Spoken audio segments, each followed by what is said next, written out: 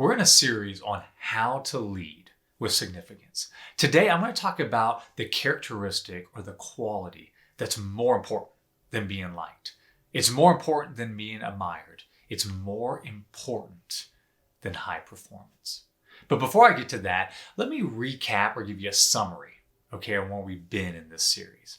You see, leading with significance, it's a lot like building a house. And there are 5 C's to our leadership house. The first C is culture. Culture is our values in action. It's the foundation of our house.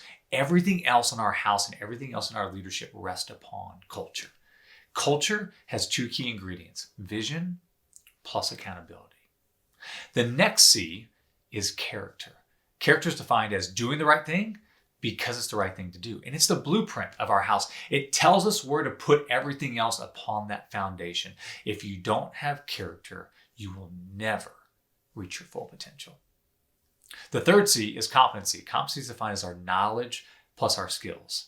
For our house illustration, it's the 2x4s. It's the sheetrock, right? It's the structure of our house, or it's the strengths of our leadership. The key ingredients to be able to utilize our strengths effectively are self-awareness and humility. Now that makes up our personal leadership. We have to be able to lead ourselves before we can lead or manage other people. Then we move to our 4th C, where we get into public leadership, and that's chemistry. Chemistry is defined as high speed with minimal friction. It doesn't mean we don't have friction with other people or relationships, but it means that friction, it's productive, right? Now for our house, chemistry, it's the nails, it's the screws, it's the sheetrock mud. It's what bonds and holds our material together. Your strengths are not effective if they don't impact other people. Now, when it comes to chemistry, there are some key ingredients that help us bond with other people. And we've talked about a few of them. We talked about compassion, respect, and listening. Now, today is our 10th session. And in a lot of ways, when we look at our last ingredient for chemistry, the things that we've already talked about, compassion plus respect plus listening, it equals this next ingredient, which is trust. You see, trust is a lot like a bank account, okay? We have these trust accounts with everybody that we come in contact with.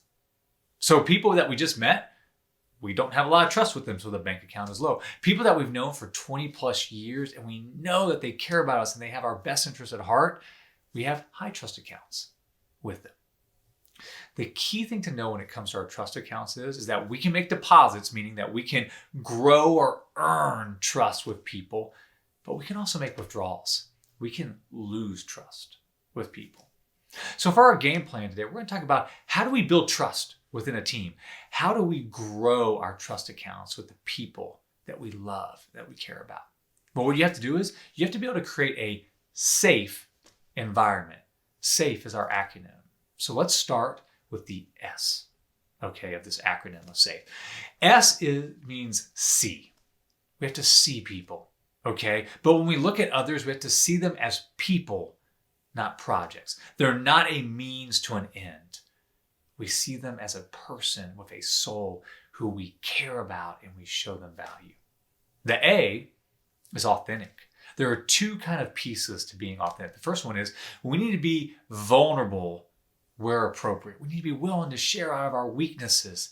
Man, share the things that you've learned from your failures and your mistakes. Be willing to let your hair down. Be willing to be silly and goofy and make a fool of yourself. John Acuff says, take your mission seriously, not yourself.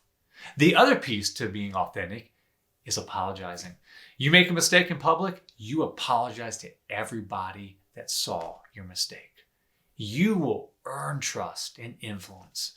And when you apologize for the mistakes that you've made instead of making an excuse like everybody else seems to do in this world. The F, it's follow through.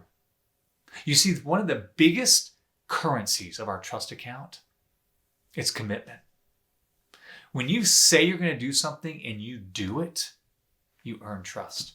However, when you overpromise and underdeliver, you lose trust. Great leaders hold to their commitments and set really good expectations.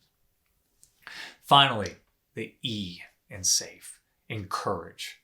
Dave Ramsey says that the last time most people received applause was at their high school graduation. We have people who are malnourished when it comes to being encouraged and praised. So for us, we need to praise lavishly. Now that doesn't mean we don't flatter them, okay? Don't flatter people. It means that we're sincere with our encouragement and our praise. We look for things that they're doing well. We celebrate their successes. If you do those 4 things, I guarantee you, you will build a team and you will earn trust, both professionally and personally as well. Let me leave you with our tweetable lesson. It's by Stephen Covey. It is better and more important to be trusted than to be liked.